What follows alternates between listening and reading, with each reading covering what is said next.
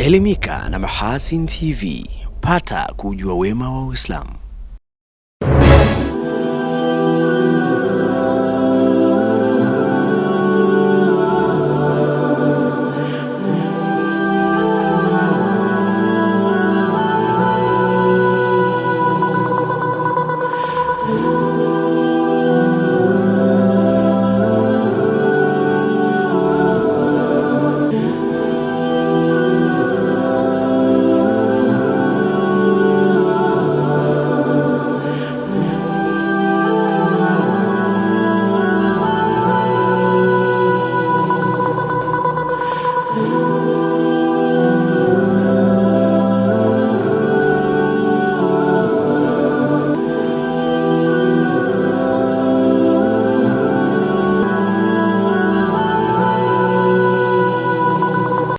Assalamu alaikum wa rahmatullahi wa barakatuh. Haligani mtazamaji wa Mahasin TV popote pale ulipo.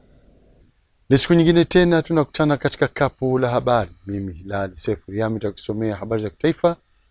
Na katika habari za kimataifa utakuwa naye Zuberi Mgaya. Awali ya yote tunaangazia muhtasari wake. TAHISCO na TIPSO wazindua mashindano ya kuhifadhi Qur'ani kwa wanafunzi wa shule za sekondari. Mtoto wa siku moja aibiwa na watu wawili wanaodaiwa kujifanya madaktari katika kituo cha afya Dareda Kati wilayani Babati mkoani Manyara. Katika habari za kimataifa, mahakama ya Afrika Mashariki ya haki yaipa serikali ya Uganda siku 45 kuwasilisha majibu yake katika kesi inayopinga uamuzi wa mahakama kuhusu ulinzi wa washukiwa wa uhalifu.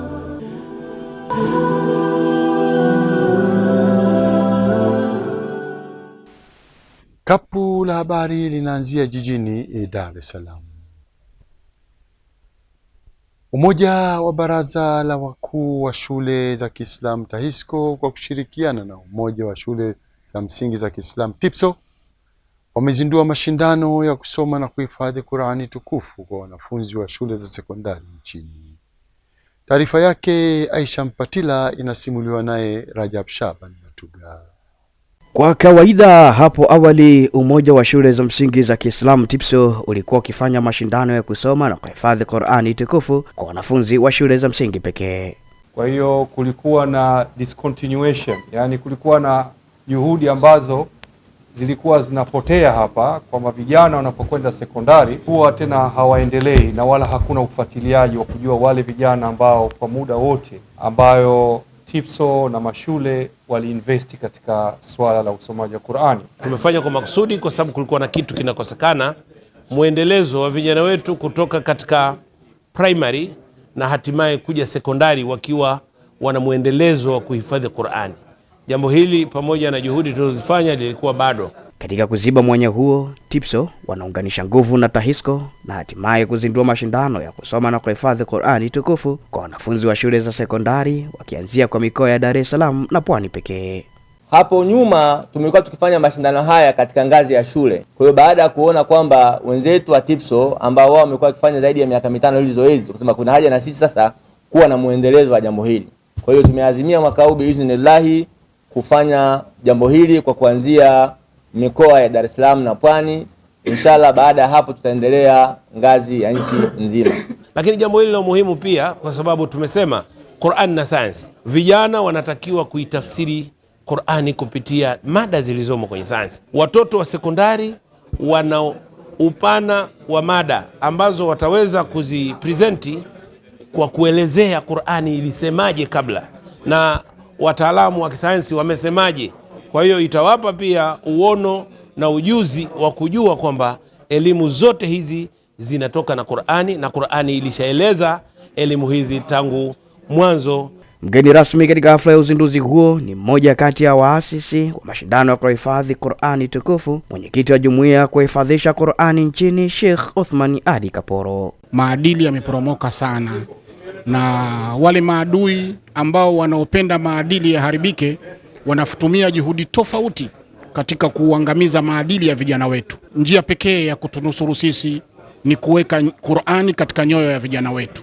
Tukiweka Qur'ani katika nyoyo, vifua vya vijana wetu, tukawafundisha maadili yaliyokuwepo ndani ya Qur'ani, hii itakuwa ndiyo kinga pekee ya kutufanya sisi tuweze kupata jamii iliyokuwa bora, jamii ambayo inayomfuata Mwenyezi Mungu na Mtume sallallahu alaihi wasallam. Katika hali isiyo ya kawaida, watu wawili waliojifanya madaktari wanadaiwa kuiba mtoto mchanga mwenye umri wa siku moja katika kituo cha afya Dareda Kati wilayani Babati mkoani Manyara na kuondoka naye sehemu ambayo bado haijafahamika. Jafar Khamis anatupasha zaidi. Tukio hilo limezua taharuki katika eneo la Dareda Kati, huku mama wa mtoto huyo Rahma Mpinga akieleza kuwa watu hao walifika katika kituo hicho na kujitambulisha kama madaktari kabla ya kumchukua mtoto huyo. Hao watu walikuja wakasema kwamba wao ni madaktari, wanataka wachome watoto chanjo, na ilikuwa ni watoto ambao ni waliotoka kuzaliwa tu. Wakawa wanauliza jinsia ya watoto, wakamchukua mtoto. Nimekaa baada ya muda hamna mtu anayerudi. Kiukweli mimi ninachokiomba ni mtoto wangu tu apatikane. Na alafu pia madaktari wanasema kwamba wanaweza kuniruhusu mimi siwezi ondoka hapa bila mtoto wangu. Mwenyekiti wa Dareda Kati Barnaba Krasan amesema uongozi wa eneo hilo umepata taarifa za tukio hilo na wanaendelea kushirikiana na jeshi la polisi katika kufuatilia tukio hilo. Kwa hali halisi ya wananchi wangu, kwa kweli walilichukulia suala hilo kwa mshtuko mkubwa sana, kwa sababu halijawahi kutokea. Ndio maana hata unaona wako wengi hapa wanaozunguka hapa wanafuatilia jambo hili, swala hili, kwamba limekuwa kwaje, jambo hili limetokeaje, kwa sababu halijawahi kutokea na wengine hawajawahi kusikia. Kwa upande wake, mganga mkuu wa halmashauri ya wilaya ya Babati amesema uongozi wa halmashauri unafuatilia kwa ukaribu tukio hilo, huku hatua stahiki zikiendelea kuchukuliwa ili kuhakikisha mtoto huyo anapatikana. Ilitokea kwamba muda wa saa 3 watu wasiojulikana, ikiwa ni mwanamume na mwanamke, na yule mwanamume walijitambulisha kama ni watu wa huduma, walieleza kwamba walikuwa na lengo la kutoa huduma za chanjo kwa muda ule wa saa 3, ambao kabisa ni kinyume ambacho cha utoaji wa huduma katika vituo vyetu. Na walimchukua pamoja na kwamba kulikuwa na watoto wengine na mama wengine, watoto wao ambao walikuwa tayari wameshajifungua katika wodi ya kina mama baada ya kujifungua postnatal ward. Kwa hiyo walimchukua, na baada ya muda, baada ya saa moja, mama aligundua kwamba mtoto harudishwi, na ndipo alitoa taarifa kwa wauguzi waliokuwepo. Naye kaimu mkuu wa wilaya ya Babati Remedius Mwema amesema vyombo vya usalama vinaendelea na uchunguzi kwa lengo la kuwabaini na kuwakamata watu wanaodaiwa kuhusika na tukio hilo, pamoja na kuhakikisha mtoto huyo anapatikana. Nimepokea taarifa ya awali, nimezungumza, nimepita kwenye maeneo haya. Kuna uzembe mkubwa umefanyika kwa mlinzi wetu ambaye analinda kwenye eneo hili. Kwa hiyo nadhani nimeelekeza pia jeshi la polisi atoe ushirikiano kwa jeshi la polisi haraka sana, tuondoke naye ili aweze kusaidia. Ninasema haya kwa sababu mlinzi wetu bwana, wakati wahusika wanaingia, aliwaona na akabaini, lakini hakutekeleza taratibu za kiulinzi. Mwanaume alizungumza kwamba anaomba aingie ndani na kwamba ana mgonjwa yuko mahututi, yani yuko hoi. Lakini mgonjwa alikuwepo, mwanamama yuko pale pembeni, na baada ya muda mfupi waliondoka, lakini hakuchukua hatua za msingi za kukagua gari kama ambavyo taratibu zinaelekeza, na mambo mengine ambayo tumedhani kwamba pia na yeye ni sehemu ya kutoa ushirikiano kwa jeshi la polisi kwa uharaka zaidi. Pia niweze kuunda timu maalum itakayohusisha wataalamu wengine zaidi kuweza kufuatilia kama kuna mazingira yote ya uzembe pia kwa wataalamu wetu wa kituo hiki, na pale itakapoweza kubainika, hatua zaidi pia zitachukuliwa kwa mujibu wa taratibu. Nikiripotia Mahasin TV kutoka hapa wilayani Babati mkoani Manyara, mimi ni Jafari Hamisi. Katika kuhakikisha hali ya ulinzi na usalama katika nyakati za usiku mkoani Geita, kamanda wa jeshi la polisi mkoani humo, kamishna msaidizi mwandamizi wa jeshi la polisi SACP Safia Jongo, ameelezea hofu ya kiusalama kufuatia uwepo wa taa mbovu za barabarani, akiiomba mamlaka husika kuitatua changamoto hiyo. Nuhu Stima ana taarifa kamili. SACP Jongo ameelezea changamoto hiyo wakati wa kikao cha bodi ya barabara mkoa wa Geita, akisema taa hizo huwaka na kuzima nyakati za usiku, hivyo kuhatarisha usalama wa watumiaji wa barabara hizo. Ni swala zima la taa za barabarani, naomba niliseme hili na huwa linaniuma sana. Sijui kwa nini taa zetu za Geita zinakuwa na kideli. Sisi wazalamu kunakuwa na kuku wale wanaumwa ugonjwa wa kideli. Kwa hiyo taa zetu za barabarani Geita zinaumwa ugonjwa wa kideli. Yaani zitawaka kuanzia saa 1 kisha fika saa 2 taa zimefifia. Sasa sijui ni aina ya mkandarasi. Mimi nimetembea, nimetoka mikoa mingi, naona kiingia tu unajua umeingia mjini. Taa zile za barabarani zinakupokea. Lakini mji mkubwa wa matajiri wa dhahabu, kiingia mjini hujui kama umeingia mjini, taa zina kideli. Akitilia mkazo kuhusu changamoto hiyo, mbunge wa jimbo la Chato Kaskazini, Cornel Magembe, amesema hali hiyo inasababishwa na mvutano wa mamlaka kuhusiana na uangalizi na ukarabati wa taa hizo. Sasa kumekuwa na kurushiana mpira. Ukiwauliza watu wa TANROADS wanakuambia wao kazi yao ni kuweka taa. Wakimaliza kuweka taa, anayezifanyia service ni halmashauri. Lakini halmashauri na wenyewe ukiwauliza wanasema hizo taa hatukuweka sisi na wala hatukuwa kwenye mkataba. Sasa mimi ombi langu mheshimiwa mwenyekiti, kwa sababu urasi yupo na ndio mkuu wa utawala wote walioko hawa wanaobishana, niombe mwenyekiti kupitia kikao hiki taasisi hizi mbili zikutanishwe, wakutane TANROADS pamoja na mkurugenzi. Akitolea ufafanuzi kuhusu changamoto hiyo, meneja wa wakala wa barabara za vijijini na mijini mkoa wa Geita, David Msechu, amebainisha mamlaka inayohusika na usimamizi na ukarabati wa taa hizo.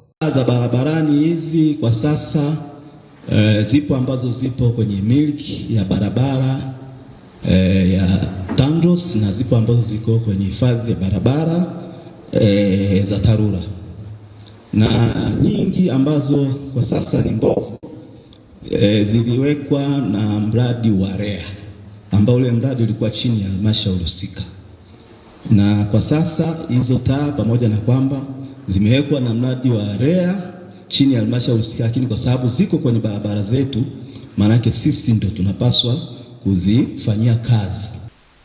Tukielekea kisiwani Unguja, mkurugenzi wa mashtaka Zanzibar Mgeni Jailani Jecha amesema ofisi yake imepokea jumla majalada 1082 yanayohusisha makosa mbalimbali ya jinai, ambapo kati ya hizo kesi 404 zimefunguliwa katika mahakama mbalimbali Unguja na Pemba.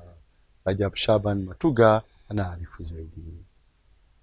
Kati ya hayo 147 ni makosa ya udhalilishaji, 395 ni makosa ya wizi, 221 ni makosa ya shambulio, 113 ni makosa ya uvunjifu wa amani, 11 ni makosa ya rushwa na hujumu uchumi, 19 ni makosa ya mauaji, 60 ni makosa ya dawa za kulevya, 69 ni makosa ya usalama barabarani na 47 ni makosa mengineyo. Akiwasilisha ripoti katika kikao cha kamati ya kusimamia ofisi za viongozi wakuu wa kitaifa ya Baraza la Wawakilishi Zanzibar, DPP Jecha amesema kati ya kesi zilizofikishwa mahakamani, kesi 92 zimekamilika kwa washtakiwa kupatikana na hatia. Mheshimiwa Mwenyekiti, kwa upande wa uendeshaji wa kesi mahakamani, jumla ya kesi 404 zimefunguliwa katika mahakama mbalimbali za Unguja na Pemba. Katika kesi hizo, kesi 92 zimekamilika kwa washtakiwa kupatikana na hatia, kesi 23 zilipeleka washtakiwa kuachiwa huru, kesi 35 ziliondolewa kwa sababu mbalimbali za kisheria. Kwa sasa kesi 244 zinaendelea na zipo katika hatua mbalimbali za usikilizwaji. Kwa upande wake, mwenyekiti wa kamati ya kusimamia ofisi za viongozi wakuu wa kitaifa ya Baraza la Wawakilishi Zanzibar, Machano Othman Said, ameitaka ofisi ya DPP kuacha kuazima watumishi kutoka taasisi nyingine na badala yake kuajiri wafanyakazi wao watakaoweza kuwapa mafunzo yatakayoendana na utendaji wao wa kazi. Si jambo jema kwa ofisi kama hii kuazima tu wafanyakazi kutoka taasisi nyingine, maana na hawa wanataka wao wana sifa na vigezo maalum. Unaweza kumkuta mwanasheria lakini kwa hapa hafai, kwa sababu hana yale maadili ya kufanya kazi. Kama badala ya kuleta mtu wa kufanya kazi, umemleta mtu wa kuiharibu hii. Kwa hivyo lakini wakimwajiri wao, alafu wakimtrain wao, basi wanapata ile quality ambayo wanataka wao. Kwa hivyo wizara naomba sana hili waliangalie ili kupunguza, haiwezekani kulimaliza tatizo, lakini kulipunguza kwa kiwango kikubwa ili waweze kufanya kazi vizuri. Aidha, kupitia kikao hicho, baadhi ya wajumbe wa kamati wameitaka ofisi ya DPP kuendelea kutoa elimu ya sheria kwa jamii ili kuwapa uelewa wananchi utakaopelekea kupunguza malalamiko. Tukirejea Tanzania bara, mkuu wa mkoa wa Songwe Jabiri Omar Makame amesema ipo haja ya kutangaza mchele unaozalishwa katika tarafa Kamsamba wilaya ya Momba mkoani humo kutokana na ubora uliopo kwenye mchele huo ili kutambulika zaidi katika masoko ya ndani na nje ya nchi. Nuhu Stima anaarifu zaidi. Ameyasema hayo RC Makame wakati akizungumza na wakulima wa mpunga katika tarafa hiyo, akionya baadhi ya watu wanaochukua mchele huo na kubadilisha jina kwa lengo la kukuza biashara zao. Na wapo wengine wanakuja hapa wananunua mpunga wetu, wanakwenda kuukoboa, wanaupachika jina kwa majina yao mengine kwamba ni mpunga wa kwao, wakati huo mpunga tunalima sisi wananchi wa Kamsamba.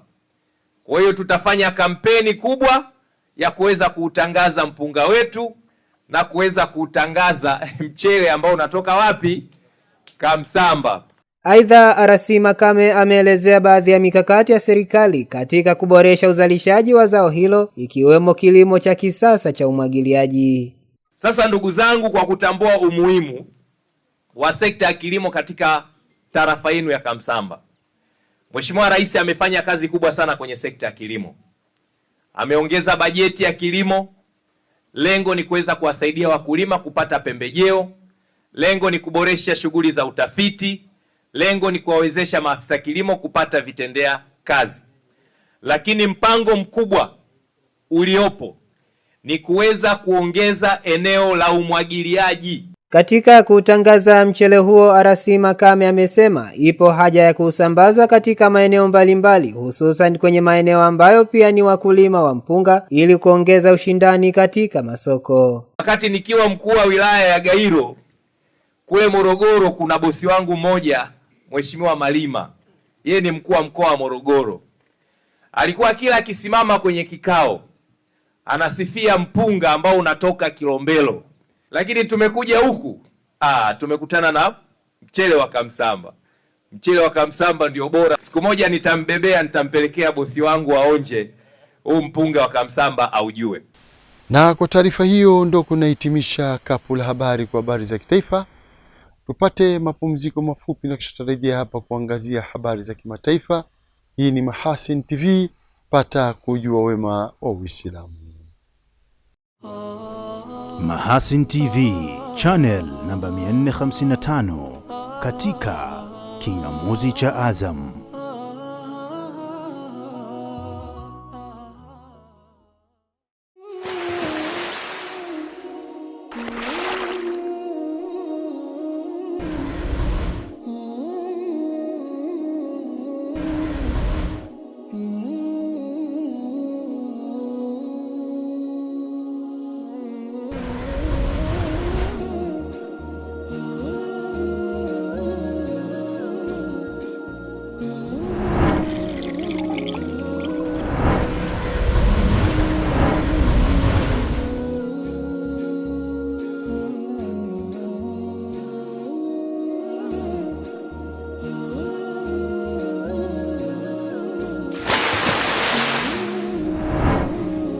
Kunywa maji safi na salama ya uhai. Bidhaa bora ya Bakhresa.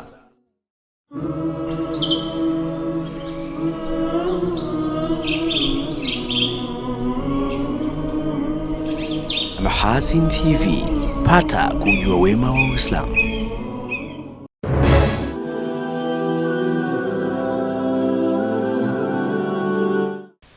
Karibu tena mtazamaji wa Mahasin TV, na sasa ni wasaa kuziangazia habari za kimataifa kama zilivyoandaliwa naye Ezuberi Mgaya. Mtazamaji wa Mahasin TV, karibu kwa upande wa habari za kimataifa, tukianzia huko nchini Uganda.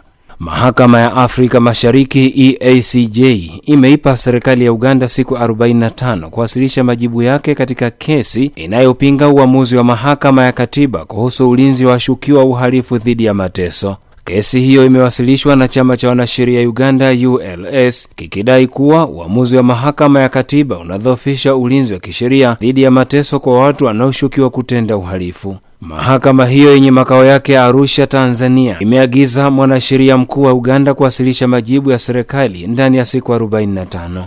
Mahakama imeonya kuwa iwapo serikali ya Uganda haitawasilisha majibu ndani ya muda huo, kesi inaweza kuendelea kusikilizwa na kuamuliwa bila majibu yake. Hatua hiyo inafungua njia kwa Mahakama ya Afrika Mashariki kuchunguza iwapo uamuzi unaolalamikiwa unaendana na wajibu wa Uganda wa kulinda haki za binadamu na kuzuia vitendo vya mateso dhidi ya washukiwa uhalifu.